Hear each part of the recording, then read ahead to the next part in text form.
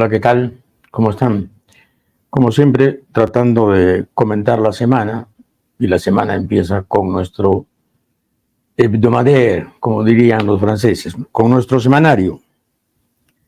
Y bueno, la nota principal es la noticia tautológica de la semana, la noticia redundante de la semana, la noticia confirmatoria de la semana.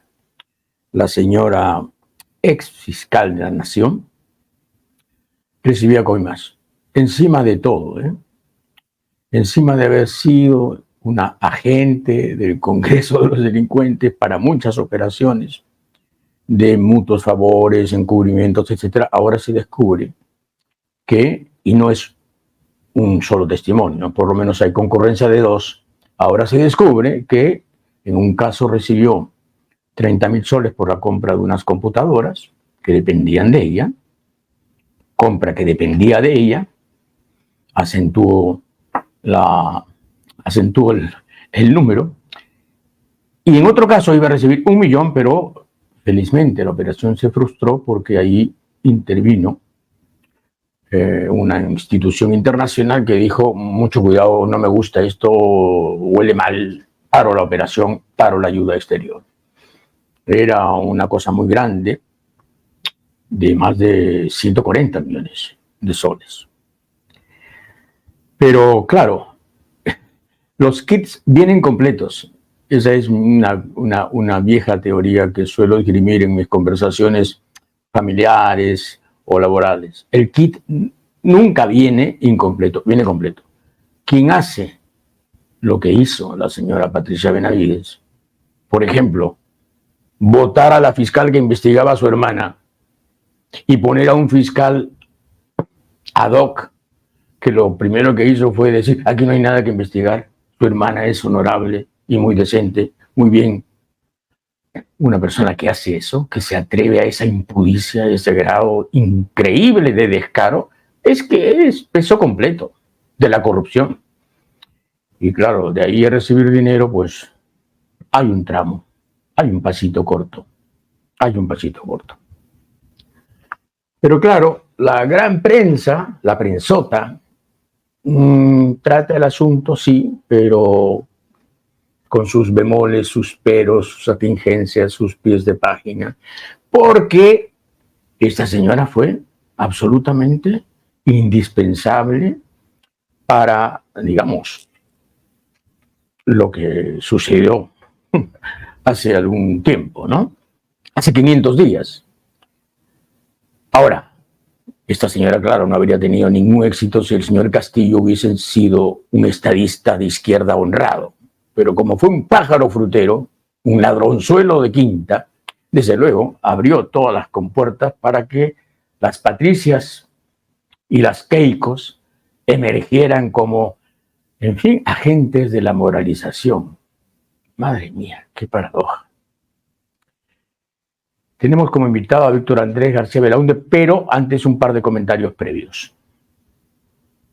Barómetro de las Américas, ha aparecido el Barómetro de las Américas, que es una encuesta continental, subregional, América del Sur, y a la gente le preguntan: oiga, ¿usted cree que vive en democracia o cree que no es democracia lo que vive? Y entonces resulta que estamos en el último lugar. El Perú está en el último lugar. Jamaica tiene 59% de gente que dice que esto es una democracia, y el Perú tiene solo 53% de gente que dice que esto es una democracia. Solo 53% de los peruanos piensan que lo que estamos viviendo es una democracia. Costa Rica tiene 86%, El Salvador, a pesar de Bukele, 79%, República Dominicana, 76%, México, el de Andrés Manuel López Obrador, 75%, Brasil, el del satanizado Lula, 72%, y el Perú es el último. Lo precede Jamaica, como digo, con 59%. Perú, 53%. Y claro, la gente dirá: hoy. No, nada de hoy, ni ay, ni uy. Esto es consecuencia de lo que vemos. De lo que vemos. ¿Por qué debo considerar que esto es una democracia? Si resulta que hay un plebiscito que dice tal cosa y luego viene el Congreso y hace otra. ¿Por qué va a ser esto una democracia cuando el Congreso de los delincuentes tiene el control absoluto de todo y el Ejecutivo es eventualmente una mesa de partes, una auténtica mesa de partes del espíritu congresal reinante, que por supuesto obedece a intereses mezquinos, a lobbies y a intereses, en fin, importantes de esta plutocracia dominante que es la del Perú. Y la otra noticia importante de la semana antes de la entrevista es esto de Standard & Poor's Global Rating, agencia de calificación internacional norteamericana que fatalmente, a pesar de ser yanqui y antipática, es muy influyente en el mundo. Y Standard & Poor's Global Rating nos ha bajado de categoría. Ha dicho el Perú ya no es BBB, sino BBB menos. O sea, a un paso del abismo, porque una más y caemos en la lista negra. ¿Y por qué ha hecho esto? ¿Por qué ha hecho esto Standard & Poor's Global Rating? Por la inestabilidad política. La frase textual es: los desafíos políticos limitan la capacidad del Perú para reconstruir el espacio fiscal. O sea, la política está metiéndose a tal punto en la economía para desbaratarla que efectivamente la percepción es que hay riesgos grandes. La inestabilidad es la madre del cordero. Y claro, como este gobierno es archiburro, mejor dicho, este no gobierno, este desvarío, en fin, ¿cómo se puede calificar esta inactividad, esta anomia? Encima votan a Carlos Oliva.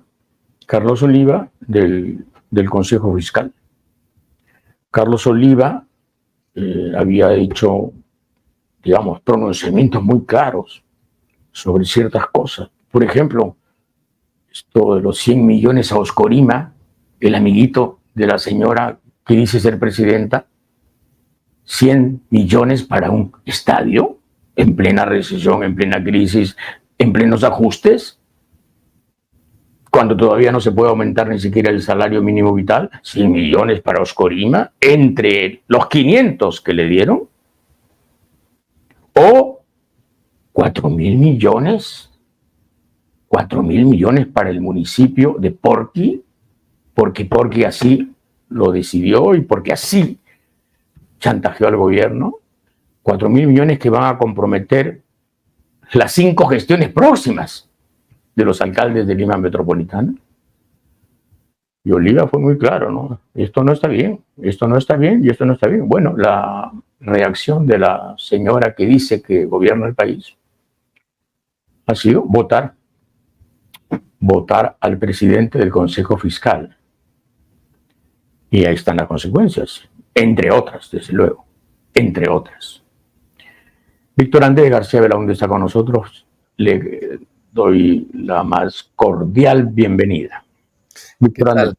César, un placer estar contigo en tu programa. Muchas gracias por la invitación.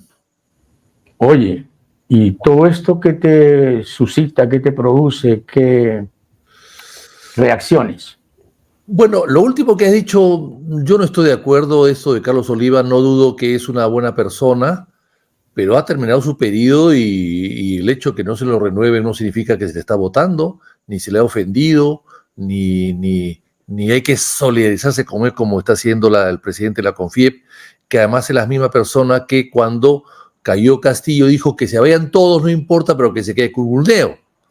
O sea, los empresarios tienen a veces enfoques equivocados de lo que pasa en el país y creen que una que otra persona, llegados a ellos, puede solucionar los temas, ¿no? Así que yo diría que sí que es importante que no haya ese tipo de solidaridad en un señor que no ha sido ofendido por nada y que probablemente venga uno igual. Bueno, pero nos bajaron de categoría, Vitocho. Nos bajaron de categoría. O tampoco importa que lo que nos yo tengo bajen de entendido, rango sí, en la calificación financiera internacional. sí, pero no creo que una cosa tenga que ver con la otra, porque la Bueno. categoría de Standard Oil viene registrándose hace mucho tiempo atrás, y esto es el resultado de una larga estudio, ¿no? y verificación. Yo creo que la categoría se las han bajado al Perú porque estamos actuando muy mal en todo sentido, ¿no? Y la agitación política y la política judicializada le está haciendo un daño tremendo al país. Bueno, pero si la política está judicializada es porque hay políticos que están con prontuario y en el escenario como si nada, ¿no? Pretendiendo que, en fin, la impunidad los ampare. Bueno, es que hemos elegido mal, lamentablemente hemos elegido mal. Y el tema no solamente es un problema de leyes o de constituciones, como mucha gente cree, es un tema de que hemos elegido mal, que estamos, en lo que la encuesta que tú has sacado es extraordinariamente buena, ¿no? Nuestro pueblo no cree en la democracia porque la democracia no le sirve para mucho. Hay un libro famoso de Alcides Arguedas, Pueblo Empobrecido, que habla de pobre Bolivia, ¿no? Pobre Bolivia, decía, porque Alcides Arguedas es el que escribió Pueblo Enfermo. Así es, Pueblo Enfermo. Y hay una enfermo. Así es, hay un capítulo muy interesante. Pero es muy racista ese libro, ¿ah? Muy racista, ¿eh? Bueno, pero dice una cosa interesante. Bueno, estamos hablando de hace más de 100 años. Violento y racista. Sí, hace más de 100 años esto. Sí, claro. Cuando se podía ser racista, cuando Ricardo Palma hablaba de la raza abyecta que nos hizo perder la guerra con Chile, ¿no? Así es. Pero es interesante porque dice una cosa lo siguiente. Él dice que el desastre de Bolivia es el tema del hombre, la formación de la persona, la educación, ¿no? Y dice que el traslado de la educación a los gobiernos locales, a las municipalidades, había conducido a una educación paupérrima en Bolivia, y que eso es parte del problema, ¿no? Entonces, en el Perú estamos haciendo una cosa parecida, después de 100 años. Estamos trasladando toda la educación a los municipios que no actúan bien y que por tanto nuestro pueblo, que ya tiene ausencia de formación cívica, lamentablemente en gran parte, puede seguir escogiendo mal en el futuro. Y eso sí es preocupante, ¿no? Víctor Andrés, tú dijiste alguna vez que la decadencia del Congreso empezó en los años 90. Eso, sin embargo, no te impidió en algún momento negociar con los fujimoristas y llegar a acuerdos con ellos. No, ¿Te costó mucho? ¿Te costó mucho eso? Yo no he llegado a muchos acuerdos con ellos, ¿ah? Bueno, algunos importantes, ¿ah? Algunos importantes. No. Cuando uno está en el Congreso tiene que conversar con todas las fuerzas políticas. Es inevitable. Conversar o acordar.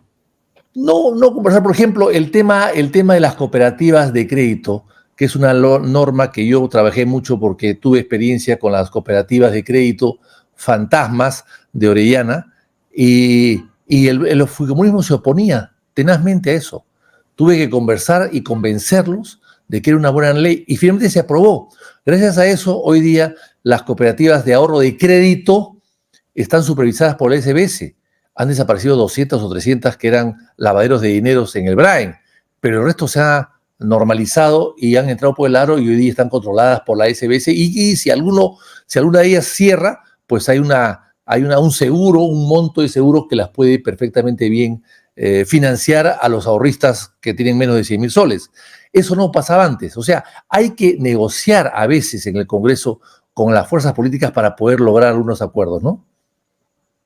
Claro, pero yo me refería, digamos, a los casos grandes, ¿no? El caso PPK, que en fin fue inevitable, o el caso Vizcarra. Bueno, Vizcarra, yo he tenido una discrepancia con Vizcarra previa al Congreso del año 16.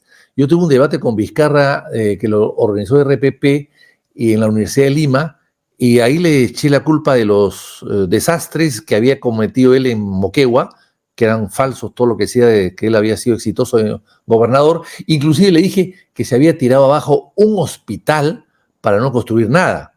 Tengo entendido que ahora ya hay un hospital, pero aún no funciona. Y luego se demostró que había recibido 3 millones de soles por el famoso hospital de Moquegua y se había pitufineado las coimas antes de terminar su mandato. O sea, todo lo que dije en su momento era cierto. Yo no tenía por qué estar con esos antecedentes a favor de Vizcarra en absoluto. En absoluto. Bueno, y en el caso de Kuczynski... ¿y por qué estuviste a favor de Merino? Porque creo que actuó bien, inocentemente. Vaya, Víctor Andrés. Sí. Le hicieron la trampa. Tú eres, digamos, sectario a la medida. No, le hicieron la trampa. ¿Por qué era del partido? Vamos, dilo de una vez. ¿Por qué era del partido?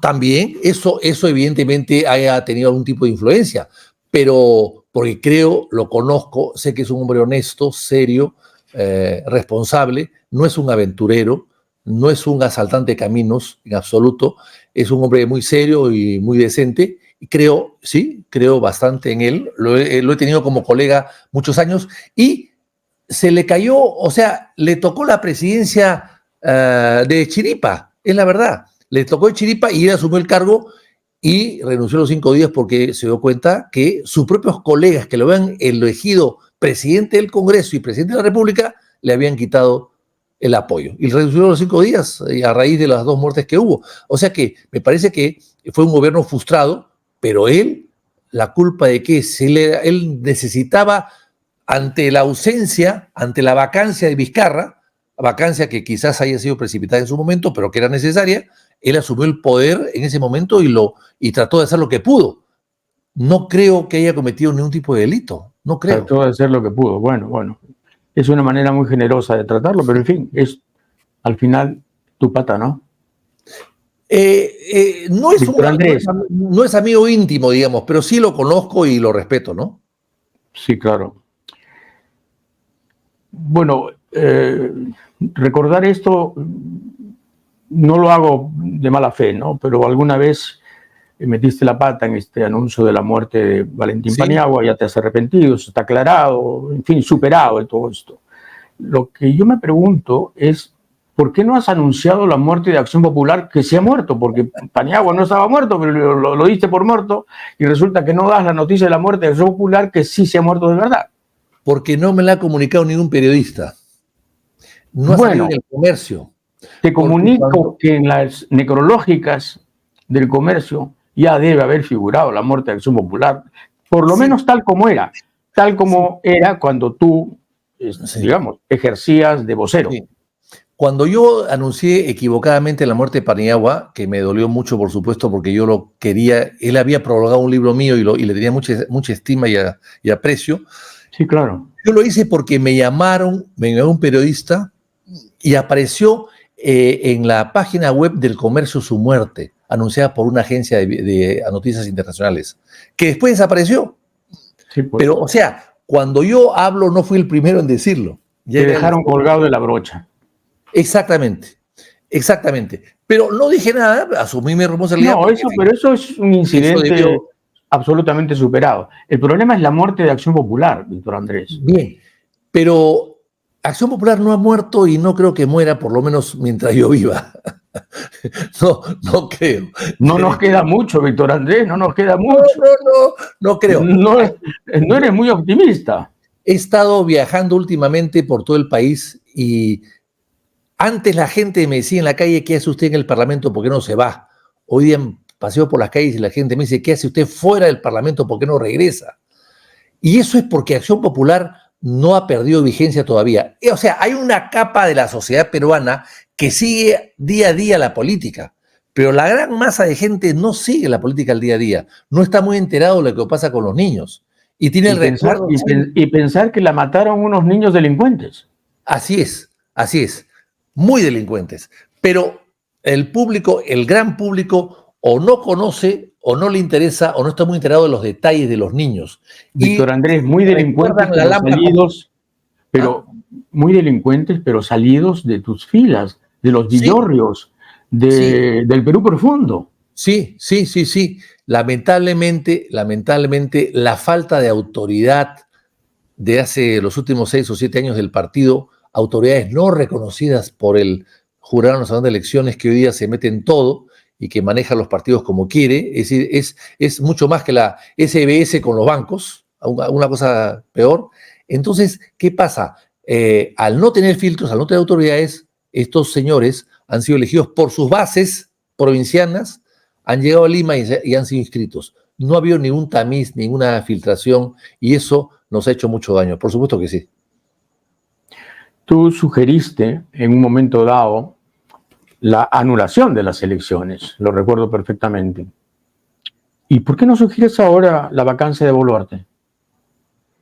Yo he pedido, no sé si pedí la anulación de las elecciones. Sí, No creo lo pediste, lo hiciste, lo hiciste. no, yo creo, Ahora vi el video justamente donde interviniste. así, bueno, yo quisiera revisarlo porque no recuerdo eso, pero lo que sí Sí. recuerdo es haber denunciado algunos tipos de irregularidades, sobre todo en el sur. Y por eso inferías que lo más lógico era la anulación de las elecciones para el 28 de julio, una convocatoria distinta. Bueno, mire, no recuerdo, pero en todo caso no lo puedo negar, no lo voy a negar porque no lo recuerdo, pero en todo caso no me parece tampoco una idea descabellada. Bueno, muy bien. ¿Y no es descabellado pensar en que la señora tiene que irse? No, lo que yo he planteado desde el momento que subió Vizcarra y estaban ahí mis proyectos de leyes, desde que subió Vizcarra, y lo he reiterado cuando subió la señora Boluarte, lo mismo, es que tiene que haber un adelanto de elecciones por una sencilla razón.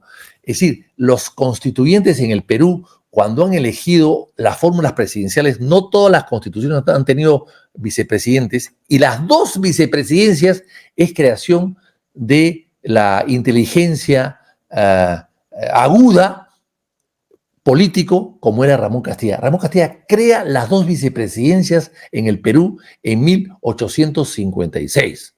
Pues bien, entonces, pero se creó para que reemplacen al presidente de la República y para que convoquen elecciones. No fueron creadas pensando en que el vicepresidente podía gobernar mucho más que el titular. Se muere o se va el titular al primer año y los 4 años restantes se queda un vicepresidente. Para eso no lo elegimos todos. Por eso es que yo decía que hay que adelantar las elecciones. Primero y segundo, y lo sigo manteniendo, creo que el Perú tiene que tener 4 años de gobierno, de periodo gubernamental, 4 años y no 5. Porque durante 4 años, inclusive después de la guerra con España y con Chile, el Perú funcionó mejor del año 1860 a 1920. En esos años, 60 años, el Perú se manejó mucho mejor con gobiernos de 4 años que sabían gobernar, evidentemente, porque llegaban al gobierno sabiendo gobernar. Si Fernando Belaúnde resucitara, ¿qué crees que diría? Viendo Acción Popular, por ejemplo. Bueno, se amargaría tremendamente. Se amargaría tremendamente. Él que no solía amargarse.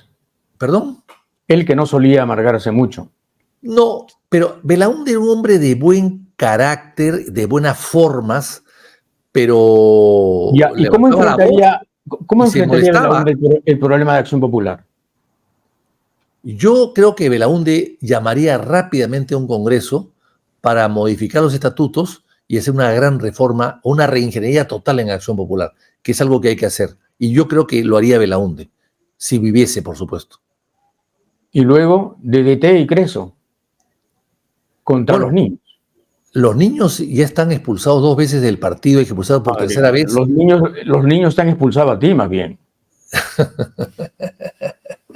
Por favor. No, yo puedo entrar a... Esas formalidades ya no existen en Acción Popular. Yo puedo entrar a los locales de partido. Ahí he estado la semana pasada en Ferreñafe, en Monsefú, en Pixi, en Chiclayo. He estado al sur en Siguas, he estado en Matarani, he estado en Mollendo. En fin, estoy recorriendo mucho el país. Y estás imitando a Belaúnde, aldea por aldea, villorrio por villorrio. Bueno. Casi casa por casa ya.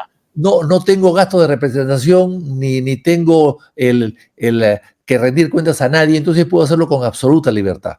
Pero por supuesto. Pero por Entro a supuesto. los locales sin ningún problema y me reciben bien. Los niños no pueden ir a un local del partido porque no los van a recibir bien. Bien, alguien ha hablado de la necesidad de crear una comisión que revise lo de Alan García.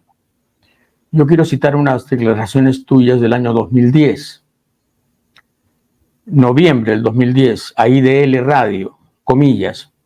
Vemos lo sucedido con el Seguro Integral de Salud, el escándalo de los hospitales de Ica, las cajas del Ministerio de Salud que se pierden, el tema de Coyique, el de los patrulleros, el de los portatropas, el borrado de los petroaudios, donde ha habido 2 o 3 faenones en uno solo, el tema de Cofopri, que es una exageración total, es una vergüenza cómo se ha pasado de faenón en faenón estos 4 años.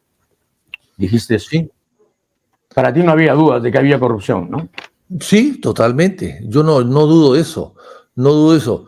Ahora, investigar la muerte de García, yo creo que no. Yo creo que García sabía lo que hacía perfectamente bien. Es lamentable por su familia, por supuesto que sí, pero él sabía lo que hacía. Y ahora, lo que sí es cierto es que ha habido una persecución política, no a él solamente, a casi todos. Excepto algunas excepciones, la persecución ha estado a todos los políticos en general, ¿no? Hay que recordar que 3 días antes que cierre el Congreso Vizcarra, el señor José Domingo Pérez me acusó a mí y a otros parlamentarios de que íbamos a ser enjuiciados porque nos oponíamos al convenio de colaboración eficaz y que debían ser nosotros colaboradores eficaces para decir si teníamos o no codinomes. Eso lo dijo 3 días antes José Domingo Pérez del 29 de septiembre del 19. ¿Por qué lo diría? ¿Sabía que se cerraba el Congreso o no? Entonces, yo creo que había una persecución casi sistemática contra muchos políticos. No me cabe la duda que García también ha sufrido esas consecuencias, pero de ahí investigar su muerte me parece que es una exageración.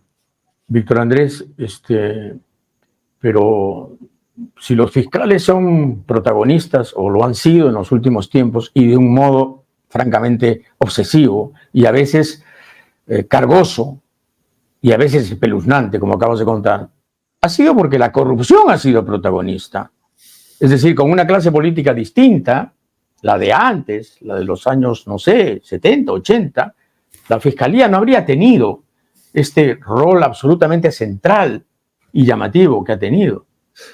Si no, sí, miremos, Fujimori preso, Alan García que iba a ser apresado, Castillo preso, el señor Vizcarra, en fin, ha hecho todo lo posible para merecer un ultrajuicio. Keiko, en fin, comienza su juicio oral en julio. Así que la política está plagada de mugre. Entonces, claro, ¿y estos fiscales de dónde salen? Hombre, salen precisamente de las emanaciones de la política. Ahora, incurren en exceso, evidentemente. Pero lo más triste es que la política peruana ha producido este protagonismo fiscal. No lo dudo que hay una materia prima ahí de corrupción en los políticos que han llegado al gobierno en los últimos 10 años o más. Es cierto, es cierto. Me olvidé de Kuczynski, ¿eh? Me olvidé de Kuczynski, perdón. Bueno, pues también eso es uno de ellos, pues. Pero yo no creo que esta persecución sea gratuita. O sea, evidentemente que ellos han provocado con sus actos una cierta persecución, pero evidentemente también ha habido un aprovechamiento de sectores políticos diversos y enfrentados para usar a la Fiscalía o al Poder Judicial o al Ministerio Público básicamente para poder liquidar a enemigos políticos. Eso también es cierto, ¿no? Estás hablando como los enemigos de los caviares, siendo tú casi un caviar. No, yo creo que había cierta... A ver... Un caviar de derechas, pero un caviar. No, es verdad. Pero yo digo una cosa, además todos son mis amigos, casi todos. Pero yo claro. ¿Ah? Sí, claro, digo. Sí, todos mis amigos y los frecuento con cierta tus amigos de los jueves. Así es. Pero yo te digo lo siguiente, en realidad creo que le hemos dado demasiado poder a los fiscales. Creo que la Fiscalía era parte del Poder Judicial hasta los años 79. Después, y el Ministerio y la Defensoría del Pueblo estaba dentro del Ministerio Público. Después, el año 93, la Constitución de Fujimori se divide, inclusive se saca la Defensoría del Pueblo de la Fiscalía y se le da una serie de poderes. Entonces, hoy día la Fiscalía hace todo, ya no hay juez instructor, hay fiscales instructores. Y el juez ha pasado a un segundo plano, el fiscal se ha vuelto protagónico de todo. Y con 5 fiscales, habiendo 20 y tantos vocales supremos y habiendo tantos problemas, evidentemente la Fiscalía se ha convertido en una cosa muy grande y a veces excesivamente grande, poderosa y abusiva. Yo hoy día he estado en la Fiscalía, me han llamado como testigo para un tema del abajato del Centro de Convenciones de Lima. Me llamaron como testigo. He estado en la Fiscalía hoy día. Un edificio bien, frente ahí en Girón, no sé, Miro Quesada, o creo que frente a la cafetería Manhattan, un edificio que era de la Casa Vice antes, muy bien presentado todo, pero un solo piso para un fiscal. 40 personas o 50 trabajando, sí, y todo el mundo trabajando con su computadora, con su laptop, trabajando para el fiscal. O sea, ha crecido muchísimo y aún así me estaban llamando como testigo cuando esto se hizo el año 14, después de 10 años. O sea, evidentemente de 10 años te olvidas muchas cosas. Entonces, yo creo que algo no funciona en la Fiscalía. Y eso se están aprovechando algunos adversarios, entre ellos, para fomentar una guerra tremenda que vemos hoy día en la Fiscalía. La Fiscalía hay una guerra interna que ¿quién sale perjudicado? El hombre de a pie. Ese es el que sale perjudicado. Debo presumir que tú defiendes a Patricia Benavides. Me pareció una mujer interesante cuando salió elegida, pero después de todo lo que he visto, la verdad que no. Vaya. Qué bueno. Estoy un poco decepcionado, ¿no? Estoy un poco decepcionado. Qué bueno. Temí que ibas a decir que era una gran mujer. No la conozco, pero me pareció interesante lo que hizo al principio, me pareció interesante, pero a todos nos pareció interesante. Pero porque, después claro, todo lo que ha pasado y además haber elegido a su entorno laboral de tan bajo nivel y con tantos cuestionamientos, ya también habla mal de él, por supuesto, mal de ella. Claro. ¿Vamos a una democracia sin partidos o vamos a la lumpenización de la política peruana? Yo creo que está lumpenizada, ¿no? Yo creo que ya está, más bien hay que sacarla de allí, ¿no? ¿Cómo la sacamos? ¿Cómo? La pregunta es ¿cómo? Bueno, yo creo que con partidos sólidos, ¿no? No podemos aceptar 40 partidos o 50 partidos. Se ha aprobado en el Congreso la bicameralidad, que yo creo que es necesario. Yo creo que la falta de bicameralidad le ha hecho un daño tremendo a la política peruana y al Congreso, pero ahora se ha aprobado con una modificación que me parece que es fatal, que es lo que pueden postular al Senado, los que pueden postular a la presidencia de la República, pueden postular al Senado. ¿Eso qué significa? Que vamos a tener 45 candidatos a la presidencia que lo único que quieren es ir al Senado. Entonces eso estamos atomizando más todavía la política peruana. Eso es un desastre. Para mí es un desastre. O sea, no hay salida, en resumen. Así no hay salida. Yo creo que tiene que haber salida. Hay que reconstruir a los partidos, a los pocos partidos que existen. Estás hablando del plazo largo.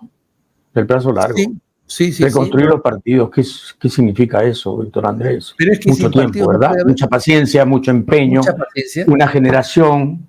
No veo nada de eso. Pero es que pensar como algunos que quieren esperar que se quede Boluarte hasta el final porque no hay nada, me parece que es absurdamente malo también. Pero eso es lo peor. Claro, hay mucha gente confiada, sobre todo la gente vinculada a la CONFIEP, que dice, no, que se quede como está porque no hay a quien venga, para que no venga un Tauro. ¿Cuál es el problema? Un Tauro no va a llegar. ¿Cuál es el problema? Pero la CONFIEP es idiota hace muchos años. No te sorprende, ¿verdad? Se equivoca, pues, constantemente, ¿no? No se equivoca, es idiota.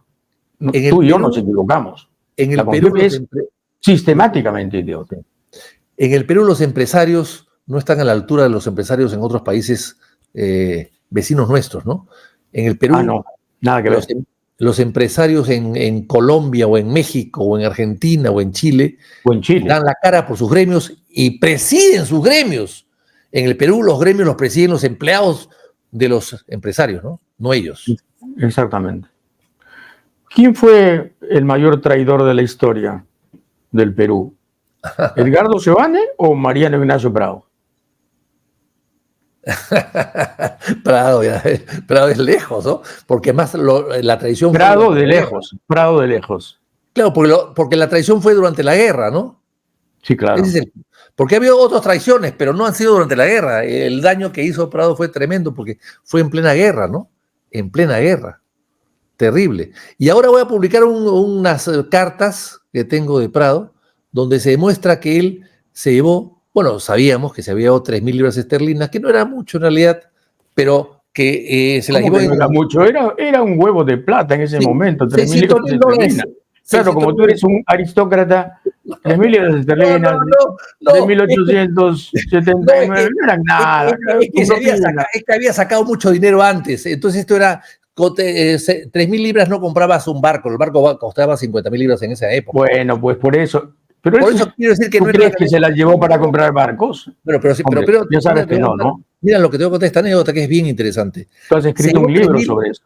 Sí, claro, se llevó 3.000 libras, pero esto es una cosa nueva que he descubierto después, con cartas que he tenido de la época que he podido comprar, que me han vendido.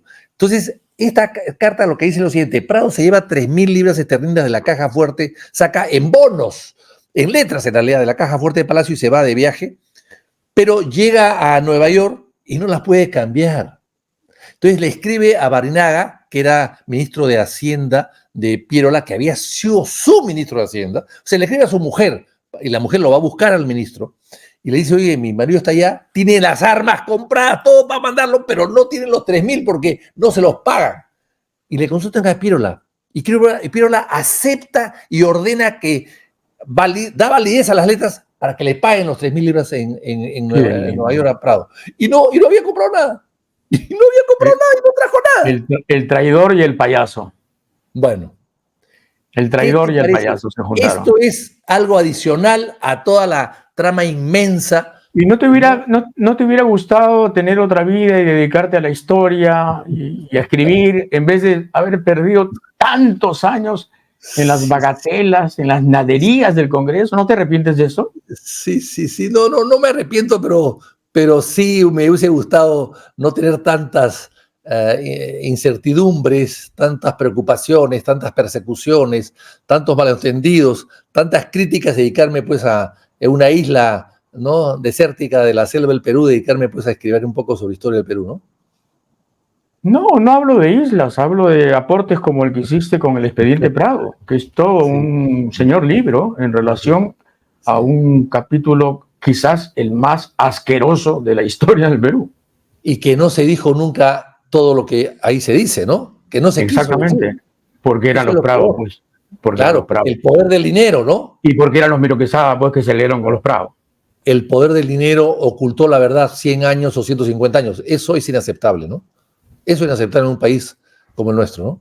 ¿Te das cuenta que cuando dije Miro Quesada pusiste cara de susto? No, porque la fortuna era de los Prados, básicamente, ¿no? La fortuna de los Prados. Sí, claro. Y de los Peña después, de los tucumanos. Claro, exactamente. Pero la fortuna de los Peña viene por Prado también, es el mismo Exactamente. Es el mismo origen. Víctor Andrés, un placer ha sido hablar contigo. Gracias a ti. Muy bien.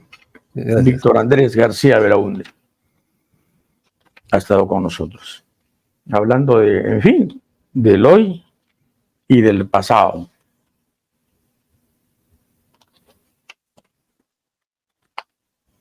La ONU ha pedido que se investiguen las muertes en hospitales de Gaza. No las muertes tradicionales de esta guerra increíble, asesina, genocida, desatada por Israel contra la franja. No, muertes muy específicas porque hay fosas comunes de por medio. Fosas comunes cavadas por el ejército de Israel, donde están enterrados 283 cuerpos en el hospital Al-Shifa, en Al-Nasser, 283, y en el Al-Shifa, 30. Algunos de esos cadáveres están con las manos atadas. Y hay muchos niños y hay muchos viejos. Entonces es un material perfecto para una investigación, y así lo ha pedido el representante de Naciones Unidas. Vamos a ver, ¿se cumplirá? ¿Se cumplirá el pedido de la ONU en relación a este asunto? ¿Se hará la tregua? ¿Aceptará jamás la propuesta de Israel, que según el diario El País es inmejorable? Estoy absolutamente convencido de que no va a haber cese del fuego, y que a pesar de las advertencias, entre comillas, de la Casa Blanca, Israel va a proceder a la invasión de Rafah. Por lo pronto, ya el otro día interfirieron de tal modo en la flota esta que está llevando 5.500 toneladas de ayuda humanitaria partiendo de Chipre rumbo a Gaza, interfirieron de tal modo que no pudieron izar banderas, y para navegar por aguas internacionales, como son las del Mediterráneo, se necesita banderas nacionales, que alguien se haga cargo de la matrícula del barco. Han logrado todavía parar la flota hasta el momento. Espero que en las próximas horas esto se resuelva. Amnistía Internacional y el Departamento de Estado han declarado oficialmente que que el asunto de los derechos humanos en el Perú, ese asunto ha sufrido un gran deterioro en los últimos tiempos con este gobierno. No habla de los últimos años, habla de los últimos meses. Un deterioro notable. Y cita como un ejemplo incontestable, el asunto este de ¿y qué hay de los muertos? ¿Y dónde están los responsables? ¿Cuántos presos? O, en fin, ¿cuántos inculpados? Nada. Y la señora que dice que gobierna, la señora de los relojes, alias presidenta de la República, perfecto ahí.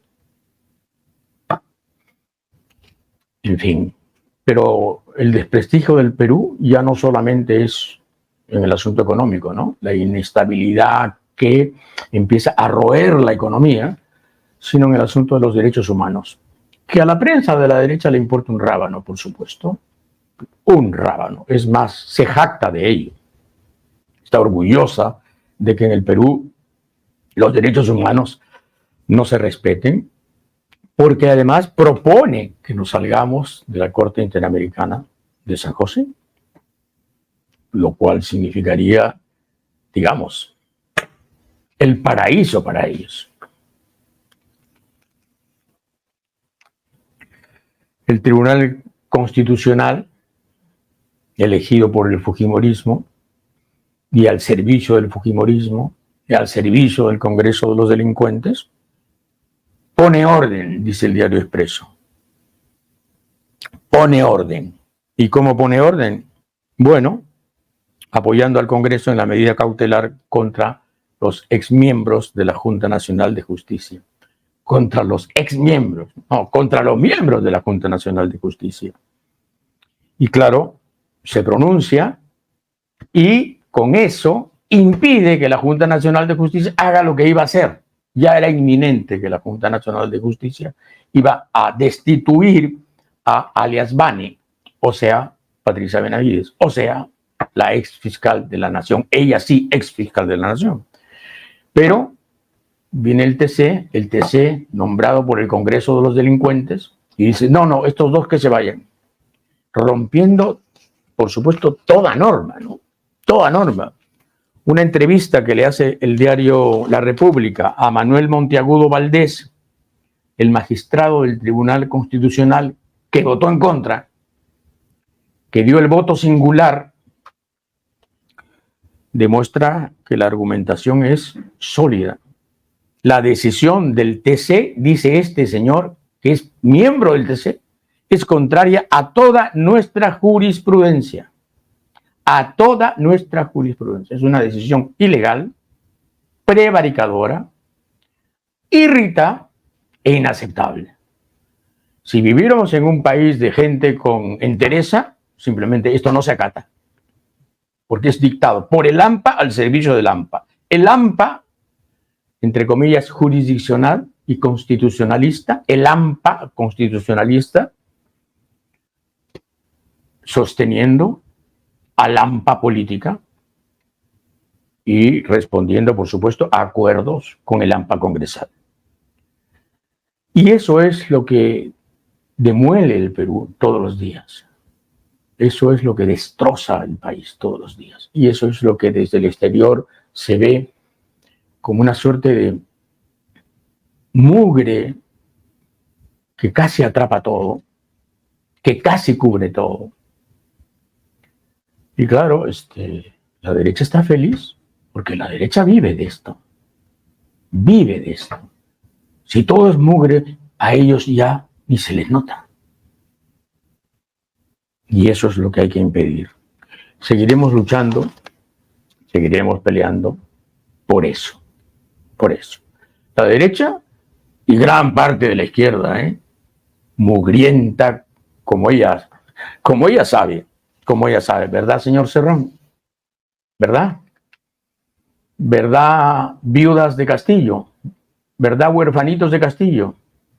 ¿Verdad, Bellidos y compañía? Sí. Y claro, cuando uno dice la decisión del TC es contraria a toda nuestra jurisprudencia, sale la señora alias Vane, la ex fiscal, y dice: espero regresar pronto al Ministerio Público. Así de frente. Titular del Comercio. Suspendida magistrada espera regresar pronto al Ministerio Público. Lo sabe. Sabe lo que se está tramando. Se está tramando el retorno. Sí, claro. Vamos a ver si lo aceptamos. Vamos a ver si no hay valientes que hagan lo suyo por el lado del Poder Judicial, que ya debería pronunciarse sobre el asunto competencial. Vamos a ver. Pero ese es el propósito, restituir a alias Vane en la Fiscalía de la Nación. El diario El Comercio, mejor dicho, no el diario El Comercio, para ser más específico, Graciela Villasís, que es la gran jefa de la unidad de investigación del diario El Comercio, publicó esta nota el día domingo, el domingo pasado, o sea, ayer. Sala de Enma Benavides liberó a 41 procesados por narcotráfico. Esta es la gran nota. Gran primicia, con fotos y todo. Pero resulta que en agosto, el 25 de agosto del año pasado, esa nota había salido con otro titular, desde luego, en nuestro semanario. Pero así, la misma, la misma y todavía más abundante, porque el número, digamos, de presuntos delitos de la señora Enma es todavía mayor en nuestra nota que en la nota primicia de Graciela Villasís. Sí, pues, así es el juego. Este juego es así. Lo comento con un cierto aire risueño y con un cierto desdén experimentado. Pero no se hace, ¿no? No se hace, no se debe hacer esto. Muy bien.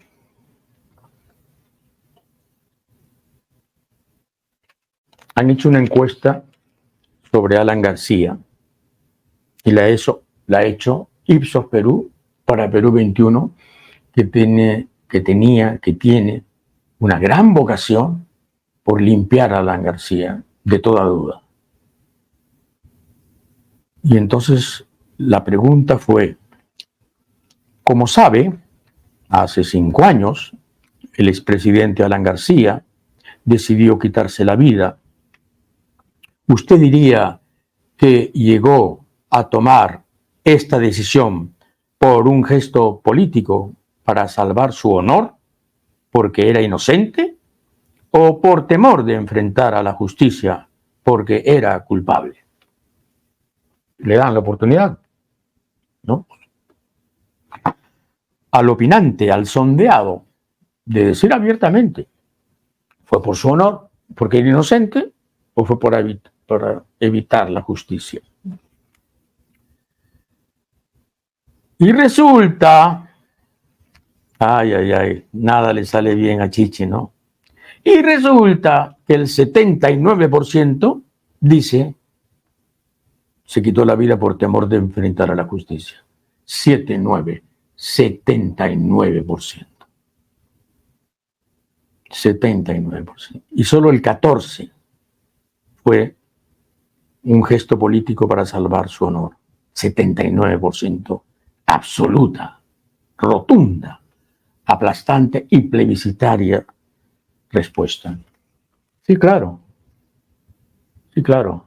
Hay toda una campaña para limpiar la imagen de Alan García, erigirle un monumento como un estadista, convertirlo en ejemplo, aprovechar la desmemoria vocacional de este país amnésico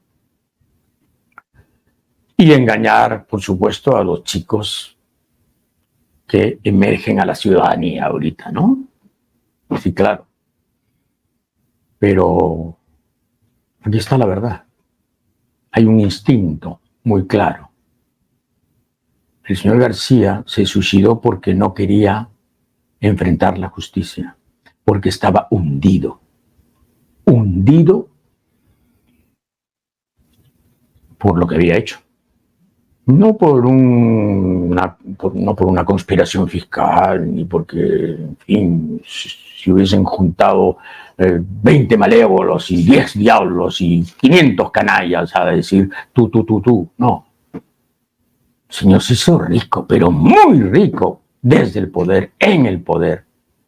Y es hora de que Lapa deje de fregar al país, tratando de convertir a una persona que robó tanto en un héroe cívico. Es una vergüenza. Nos añade algo a esta historia tan truculenta que es la política peruana. Nos añade algo más deshonroso aún. Trato el tema porque ellos están tratando el tema. Porque ellos están todos los días metiendo este asunto de el Alan García heroico, el Alan García calumniado, el Alan García víctima de, el Alan García, etc. Silencio, cauto silencio, discreto silencio, elegante silencio, y en fin, pasar la página, reconstruir el partido, pensar en Haya y en la gente valiosa, Sánchez, Prialé, etc., que la tuvieron y ojalá vuelvan a tenerla.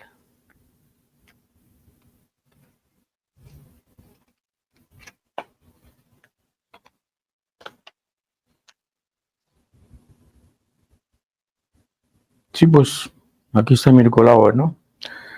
El APRA en su historia ha ofrecido al electorado grandes talentos políticos como Víctor Raúl Ayala-Torre o Alan García. No puedes comparar, pues. No puedes comparar, Mirko, grandes talentos políticos como Alan García y Ayala-Torre.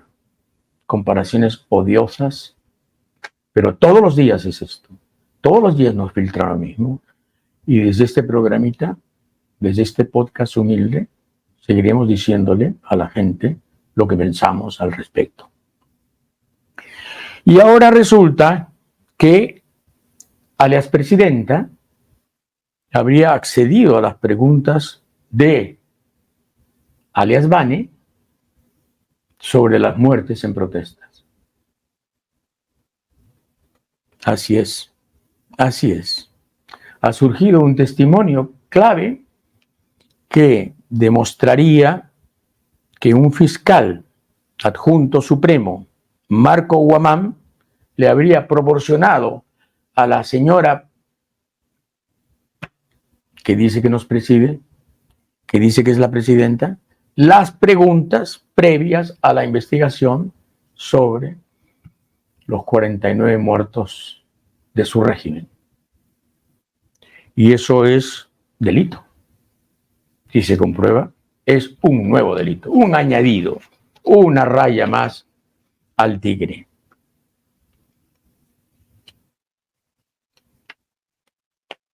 Fernando Rospigliosi ha llegado ya a la absoluta transparencia. Hoy día, en su columna de Expreso, dice tácitamente: ya no creo en la democracia.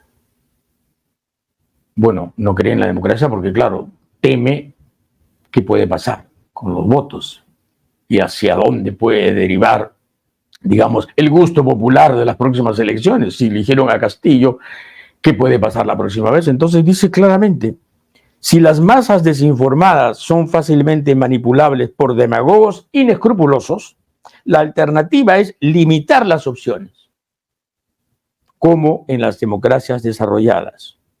Bipartidismo con poder de las cúpulas partidarias. La verdadera protección contra el autoritarismo en Estados Unidos no han sido los ciudadanos, sino los partidos. O en términos de Sartori, una poliarquía selectiva, una meritocracia electiva. Una poliarquía selectiva. La poliarquía nos lleva al concepto de élites que compiten entre sí, pero ya no es el pueblo, ya no es el voto, ya no es la urna, ya no es la demografía censal la que manda, ya no es la democracia. Hay que organizar otra cosa, dice Fernando Rospigliosi. Qué miedo deben tener de lo que pueda pasar en las próximas elecciones. ¿Qué miedo pueden tener para ya estar hablando de este modo? Digamos, yo aprecio la sinceridad de Rospigliosi.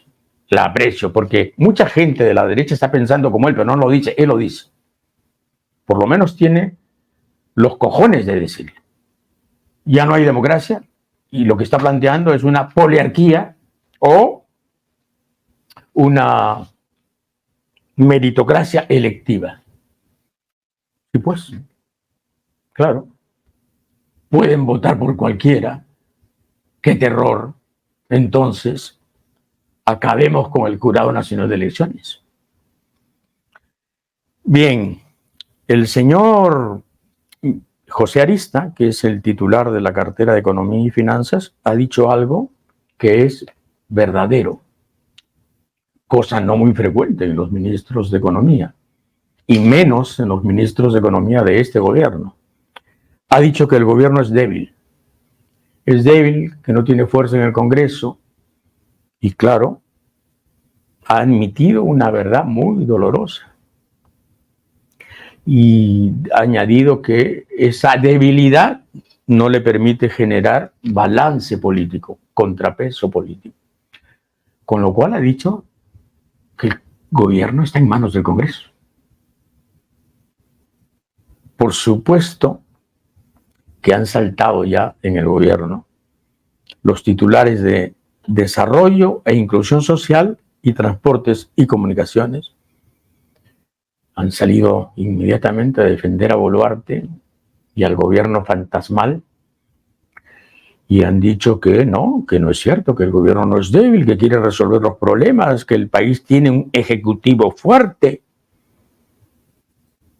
Pero la cosa ha caído como la admisión de alguien que, en fin, con sus más y sus menos, hay que reconocerlo, es una persona inteligente. Arista, ministro de Economía, ha dicho que este es un gobierno débil y esa debilidad no le permite crear contrapesos, compensaciones. Por lo tanto, por eso está en manos del Congreso. Muy bien, libros. Antes de los libros, Una fe de ratas. La semana pasada metí la pata hasta la ingle. Le atribuí a González Prada un poema de José Santos Chocano. Lo siento mucho, pero es cierto. Me lo hizo recordar Alessandro Esperanza, un magnífico lector que justamente me dice: seguramente me equivoco, pero creo recordar que la poesía El sueño del caimán sea de don José Santos Chocano y no de Manuel González Prado. Y tiene razón, era de Chocano, era de Chocano. Mi inconsciente actuó, y explico así en segundos por qué. Porque nos criaron, a mi generación, nos educaron en resistir a Chocano, en no querer a Chocano. José Santos Chocano, digamos, era un poeta coronado por Leguía el año 21, imagínense ustedes, ¿no? El poeta oficial del Perú, el gran poeta del modernismo. Pero era para nosotros suntuoso, retórico, mayúsculo, en fin, recitativo. Y yo me eduqué en el antichocanismo. Por supuesto, a esto se añade que Chocano fue muy mala persona, horrible persona. Se fue a Centroamérica a asesorar dictaduras, fue asesor de Estrada Cabrera, un dictador guatemalteco de la peor especie. Luego regresó, mató a Elmore, a Edwin Elmore, un muchacho que lo mató en la Puerta del Comercio de un balazo. Pero no solamente que lo mató, porque eso podría haber sido un crimen pasional, quiero decir, un crimen de locura. Se odiaban ambos, sino que después se jactó de haberlo matado, ¿no? Era muy mala persona, pero en fin, quiero explicar por qué omití a Chocano y le atribuí a González Prado un poema que es bello y que pertenece a José Santos Chocano. Libros. Javier Prado, La élite inclusiva. Es un libro reciente del Instituto Ribagüero, auspiciado curiosamente por el Jurado Nacional de Elecciones también. Javier Prado, hemos hablado con Vitocho justamente de los Prado, ¿no? Javier Prado es hijo de Mariano Ignacio Prado, el gran traidor, pero un tipo destacado. Fue un académico, coleccionista de arte, un hombre muy culto, filósofo, fue rector de San Marcos. Bueno, la avenida Javier Prado es por él, Javier Prado Ugarteche. Y Javier Prado vivió poco, nació en el año 1872 y murió en 1921, a los 49 años. ¿Y de qué murió? De un arma de fuego. Y en este análisis que hace el historiador Rubén Ugarteche, que debe ser, digamos, familia o descendiente de los Ugarteche, se dice lo siguiente. En esta parte, finalmente, debemos señalar, antes de efectuar un breve análisis del pensamiento jurídico de Javier Prado y su aporte al derecho, que su exalumno, Luis Alberto Sánchez, nos indicó en una de las numerosas conversaciones que sostuvimos que había conocido al médico que acudió ese fatídico 25 de junio de 1921 a certificar el deceso, constatando que la causa de la muerte habría sido suicidio con arma de fuego, probablemente motivado por una depresión. Pero cuando uno lee más el libro, se da cuenta de que no había tal depresión, o sea, por lo menos no había ningún signo exterior de depresión. Y añade este autor, ello guarda coherencia con las emotivas palabras pronunciadas en el sepelio por Villarán y Gálvez. Y esto lo mencionamos únicamente para levantar la leyenda que se tejió respecto a una imaginaria infidelidad con la cónyuge de un diplomático extranjero que supuestamente lo habría asesinado al conocer el falso hecho. Ello es totalmente inexacto. Pero el suicidio también parece ser muy, muy borroso. Y sí es cierto, siempre se dijo que Javier Prado murió asesinado por el arrebato de celos letal de un diplomático norteamericano, de la embajada norteamericana en Lima, que se enteró que Javier Prado tenía amoríos con su mujer. En todo caso, ese fue el final de Javier Prado. Y los Prado eran dueños de la hacienda Orrantia. Por eso es que la avenida Javier Prado se nombró así en su homenaje después de su muerte, porque cubría parte de la hacienda Orrantia. Este es otro libro de lo más interesante, además editado por una editorial que yo no conocía, que es Reino de Almagro, una editorial trujillana. Se llama 5 días en Moscú, Mario Vargas Llosa y el socialismo soviético, 1968. Es un libro escrito por Carlos Aguirre y Cristina Buinova.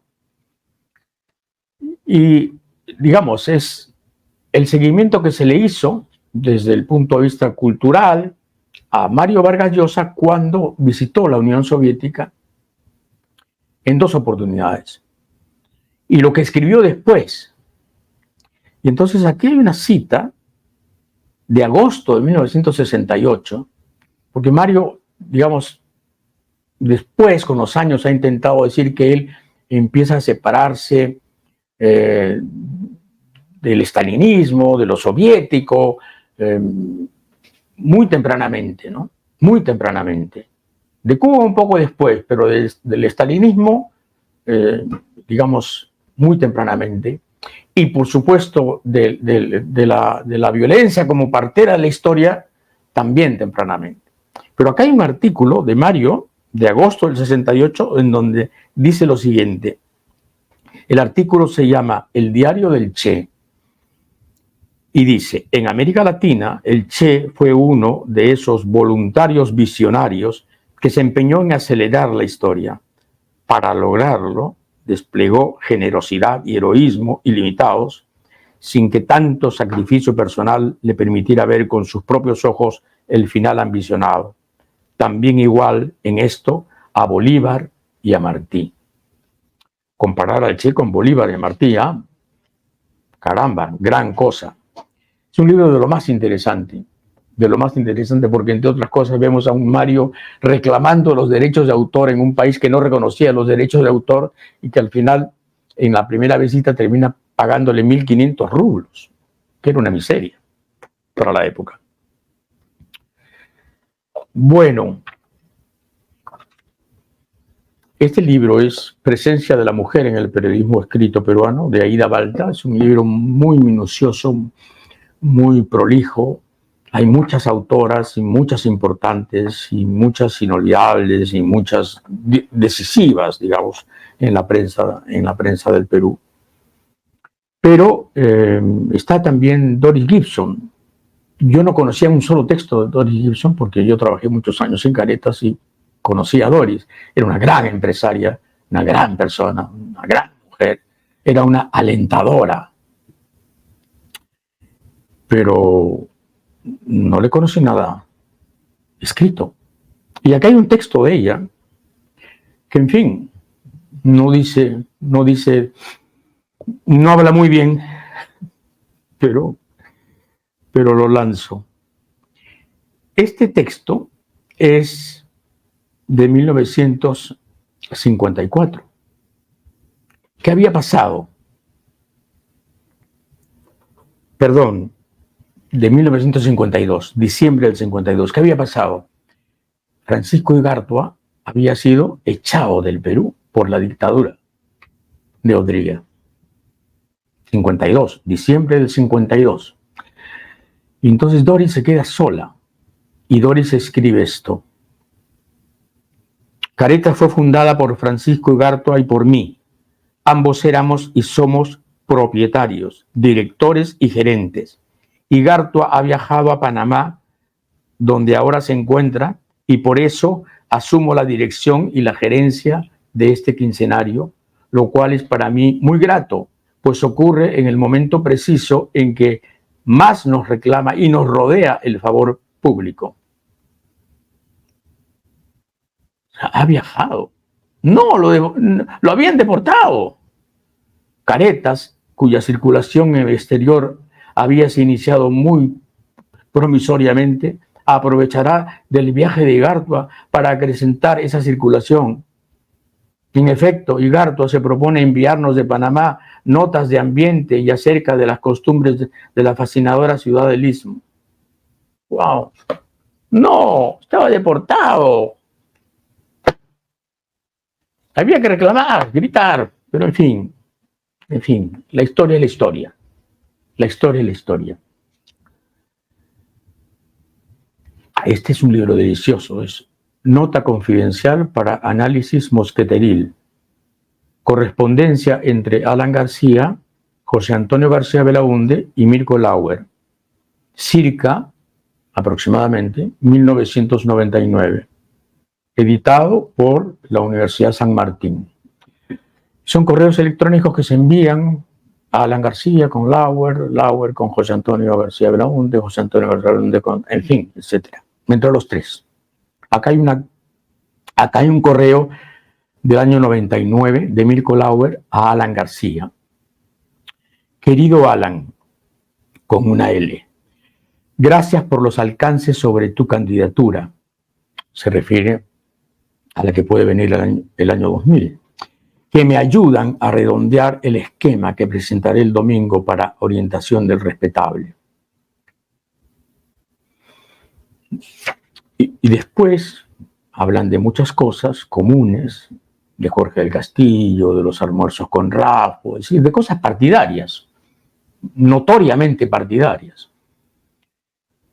Y, en fin, hablan de alguien que es irrelevante en este caso, y dice, su médico es Carlos Vallejos, tu correligionario, con el que estuvimos, recordarás, en casa de Carlitos Holguín, consumiendo una irrepetible mezcla de cuyes chaptados con Chateau Margaux de 1982.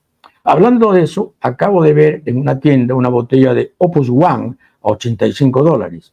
Me compraré una y la beberé a tu salud. Haz tú lo mismo y dale un abrazo a Pilar de mi parte y saludos a les enfants, a los niños. Firmado Mirko Lauer. Mirko Lauer. Sí, pues, compartían muchas aspiraciones. Y es legítimo. Pero debería haber de vez en cuando una aclaración, ¿no? Este es el libro que el loco de Ricardo Letts publicó sobre sí mismo, porque es La ruptura, diario íntimo. Hay un camino correcto y es el camino de la fuerza. Esto lo escribió cuando tenía 26 años, el loco Letts. El loco Letts, tan fallecido como recordado. Era septiembre de 1963, tenía 26 años. Hay un camino correcto y es el camino de la fuerza. Fuerza para imponer la justicia, fuerza para impulsar la sindicalización, fuerza para hacer triunfar la causa campesina. No hay otro camino que la fuerza. Sindicatos campesinos, cientos y miles de sindicatos campesinos, la lucha hombro a hombro con el campesino. Basta de ilusiones, basta de dulces y golosinas burocráticas. ¿Qué derecho tenemos de querer tranquilidad? O sea, el sueño de un comunismo rural maoísta, ¿no? Plenamente maoísta. Miren China ahora, ¿no? Miren China ahora. Miren Vietnam ahora. Miren cómo terminó el sueño rural de Pol Pot en Camboya. Pero a los 26 años se podía pensar así. Alguna vez me preguntaron, con un poquito de sorna y otro poquito de mala leche, ¿y usted por qué se fue del Perú del año 91?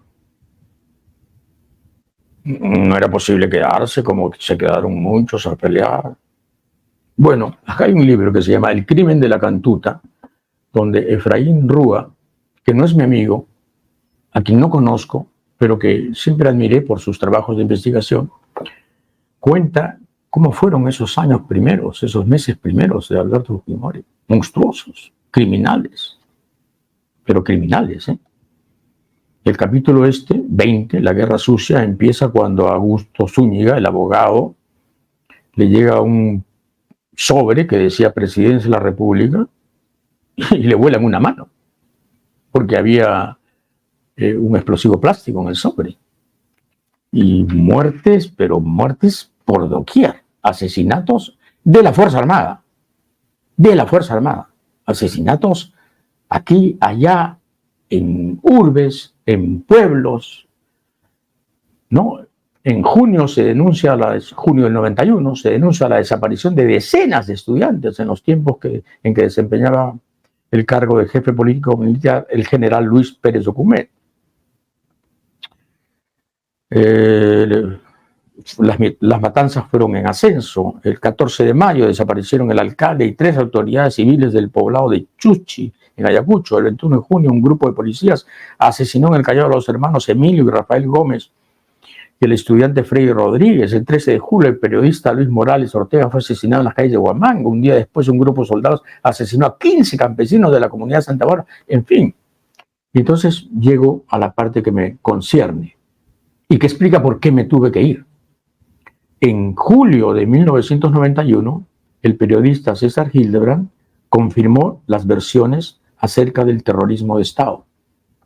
Su programa periodístico, televisado, presentó un documento secreto del Comando Conjunto de las Fuerzas Armadas que autorizaba la ejecución extrajudicial de los subversivos. Se trataba de una directiva para ser cumplida por todos los uniformados. El documento tenía un encabezamiento que rezaba: Directiva 01 del Comando Conjunto de las Fuerzas Armadas, y tenía además un sello que lo calificaba como secreto.